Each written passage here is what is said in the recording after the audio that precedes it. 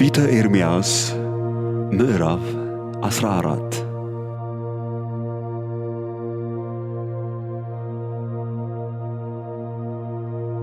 ወደ ኤርምያስ ስለ ድርቅ የመጣው የእግዚአብሔር ቃል ይህ ነው።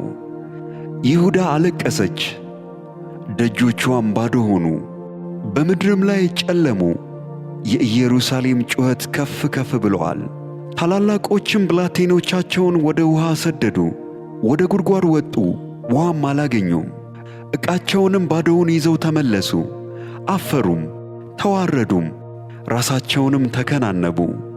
በምድር ላይ አልዘነበምና መሬቱ ስንጥቅጥቅ ስለሆነ አራሾች አፈሩ፣ ራሳቸውንም ተከናነቡ።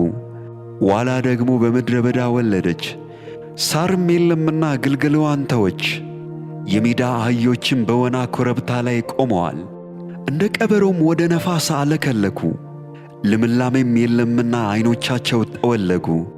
አቤቱ ኀጢአታችን ብዙ ነውና በአንተም ላይ ኀጢአት ሠርተናልና ኀጢአታችን ይመሰክርብናል።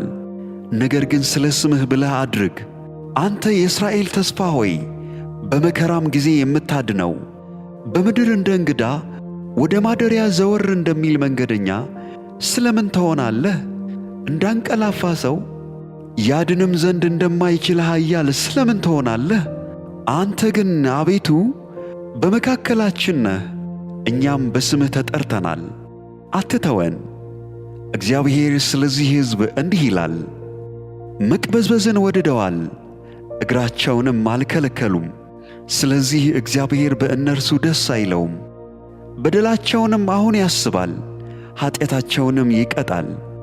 እግዚአብሔርም ለዚህ ሕዝብ ስለ መልካም አትጸልይላቸው፣ በጾሙ ጊዜ ጸሎታቸውን አልሰማም። የሚቃጠለውን መሥዋዕትና የእህሉን ቁርባን ባቀረቡ ጊዜ አልቀበላቸውም። በሰይፍና በራብ በቸነፈርም አጠፋቸዋለሁ አለኝ። እኔም ጌታ እግዚአብሔር ሆይ ወዮ! እነሆ ነቢያት በእውነት ሰላምን በዚህ ስፍራ እሰጣቸዋለሁ እንጂ ሰይፍን አታዩም፣ ራብም አያገኛችሁም ይሏቸዋል አልሁ። እግዚአብሔርም እንዲህ አለኝ፣ ነቢያቱ ውሸት በስሜ ትንቢት ይናገራሉ። አልላክኋቸውም፣ አላዘዝኋቸውም፣ አልተናገርኋቸውም። የውሸትን ራእይ፣ ምዋርትንም፣ ከንቱንም ነገር፣ የልባቸውንም ሽንገላ ይሰብኩላችኋል።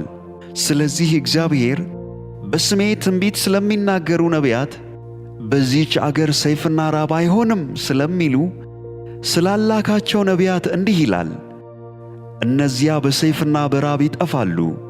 ትንቢት የሚናገሩላቸውም ሰዎች ከራብና ከሰይፍ የተነሣ በኢየሩሳሌም አደባባይ ይበተናሉ።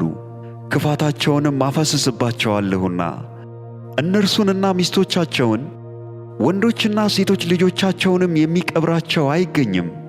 እንደዚህም ብለህ ትነግራቸዋለህ፣ የወገኔ ልጅ ድንግሊቱ በታላቅ ስብራትና እጅግ ክፉ በሆነ ቁስል ተሰብራለችና ዐይኖቼ ሌሊትና ቀን ሳያቋርጡ እንባ ያፍስሱ። ወደ ሜዳ ብወጣ እነሆ በሰይፍ የሞቱ አሉ፣ ወደ ከተማም ብገባ እነሆ በራብ የከሱ አሉ። ነቢዩና ካህኑም ወደማያውቋት አገር ሄደዋልና።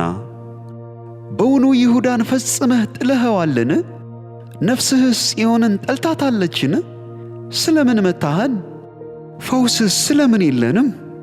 ሰላምን በተስፋ ተጠባበቅን፣ መልካም አልተገኘም።